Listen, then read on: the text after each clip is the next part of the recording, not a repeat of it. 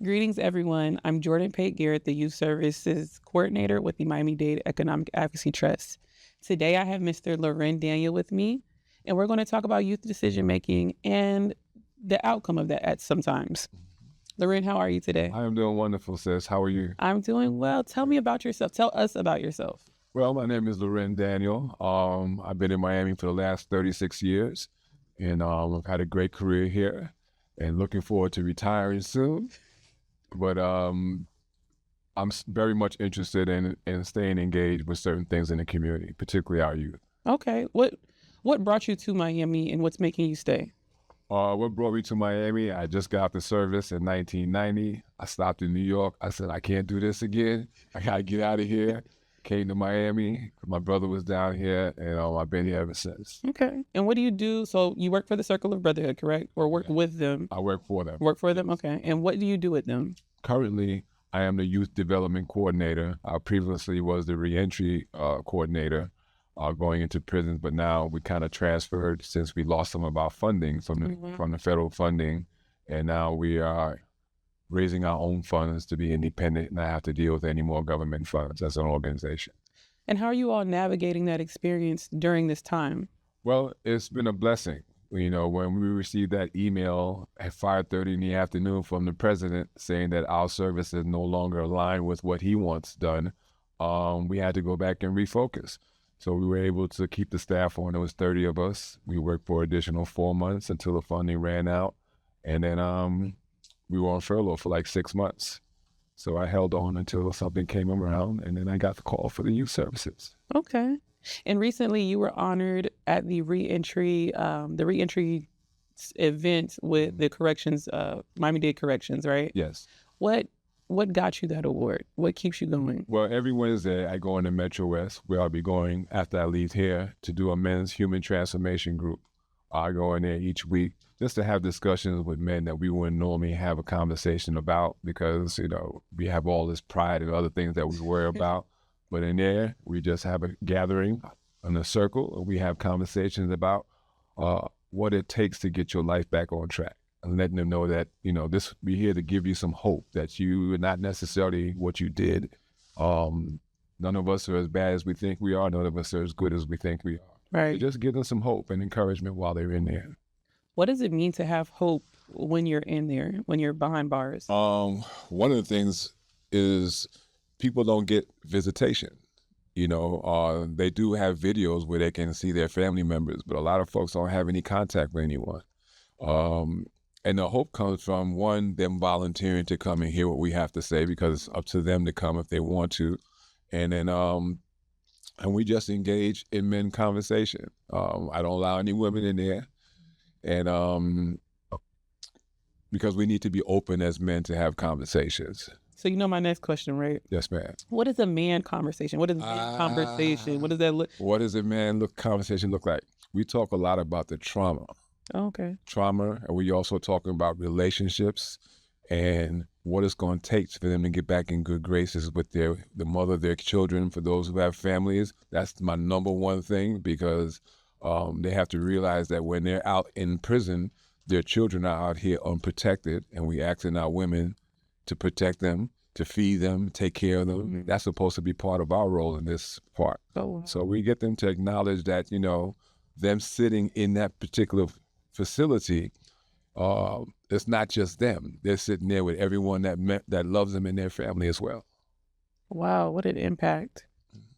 And I know you also said you work with youth. So with Teen Court, with Miami-Dade County Teen Court, we have a mental health initiative, and it's called Certified Lover, Certified Crash Out, you know, something trendy to get the teens involved. Mm-hmm. But it's looking at decision-making among youth, essentially so that they understand how that split decision can kind of change their lives, right? Essentially change their lives. What advice do you give youth that you work with, or what advice would you give youth that you don't work with, so that even though you're a nice person, so that they don't meet you later in life at the men's facility? Yeah. You know, decision-making is the hardest part of this adulthood and growing up. Yeah. And our decisions have consequences. And we have to take the time to stop and analyze what it is we're about to do before we do it.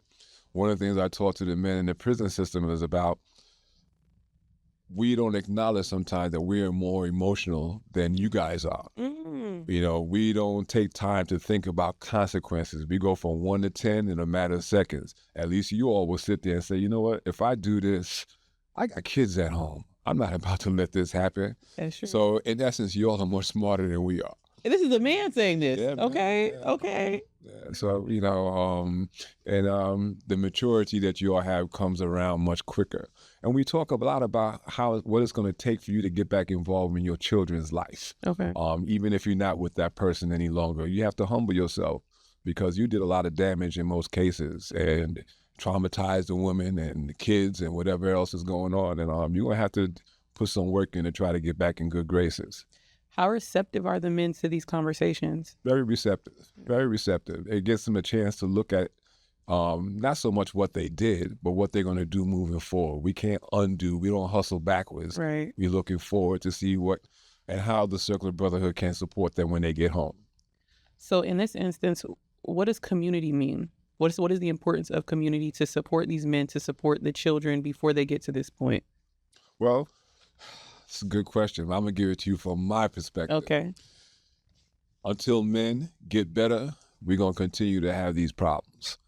As long as we continue to allow our women to be the sole responsibility to raise our children and we're not involved, we're going to continue to have all these societal problems. It's not going to change until men start taking care of their business and being whole with their families. So how do we start that at a young age? What can we do to support young boys? Well, it has to start like this. You have to see the dynamic of a man and a woman in a household to know what it looks like. I never saw that. I never knew what a marriage is supposed to look like. My mother was single. All my aunts and uncles were all divorced. So I never saw the dynamic of what a male and a female are supposed to interact and look like in a home. So you're asking me as a young man to go out here, I'm winging it. Mm-hmm. You know, even when I got married the first time at 32, I was still winging it.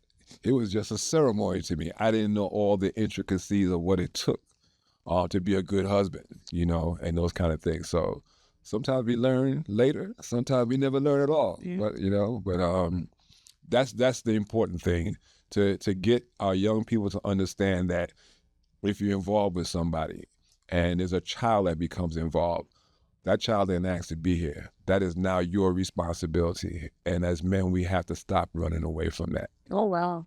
That's impactful. And what's one thing that you say to your boys that you want them to take away before they get to that next step, or to prevent them to getting to that next step? Don't be a follower. You know, I used to tell my son, if you're going to do some dirt, at least tell me you was leading the pack. But if you tell me you was riding behind somebody doing something dumb, we're going to have a real problem. Okay. And not that it makes it any better, but the fact is that you don't want people to influence you to do things that you know are not right. And if you have an inkling that it's not the right thing to do, walk away. Yeah.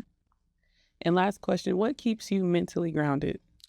As a man living in South Florida, a Black man living in South Florida, what keeps your mental? Actually, the Circle of Brotherhood does. Okay. You know, we're a Black men's organization. We're Black men solving our own community problems. That's what we do. And most of us in the Circle of Brotherhood had done prison time. I would say 80% of the organization, we recognize ourselves as being from the streets to the suites. Then the other 20%, like myself, we've never been to prison, but I still have a love for those people that are in there. They're our people in a majority, and they're coming home to live amongst us. Why not let them feel loved and welcome them back home, trying to find them some jobs, trying to find them housing, things like that we know is necessary. And I know I said last question, but I recall when you said that the funding shut down, you still went to service the men in the prison, whether you were being paid or not. Absolutely. What makes advocacy to you so important, and why should people continue to advocate for the community even when we may not be compensated for it or recognized for it? Well, it's a decision I made, and it wasn't just me. It was several of us that continued to do the work, whether we were getting paid or not. It was a long 6 months not getting paid, but it was a good experience. I got a chance to stay home and bond with my wife a little bit. So, but the importance of it is being consistent. You know, too many organizations go into programs and these kind of things and they're not consistent. I've been consistent for the last 2 years. I go every week. I may have missed maybe 2 or 3 sessions over the past 3 years, but so I'm there every week. And hence why the award was, I guess, given, because I'm consistent. Consistency does matter. But Mr. Daniel, I want to thank you for being here with me today. Your insight was impeccable. And I hope those men know how hard you work for them, because ending this early so that you can get to them. Thank you for coming today. Thank you so much, sis. And it's a pleasure to meet you. Nice to meet you too. And feel free to contact me sometime if you need. Okay. And one thing I didn't say, our executive director, Brother Lal Muhammad, his main focus for the organization is around our youth. Okay. There's nothing more important to him and his mission and what we're trying to accomplish here. So, thank you. thank you. Anthony's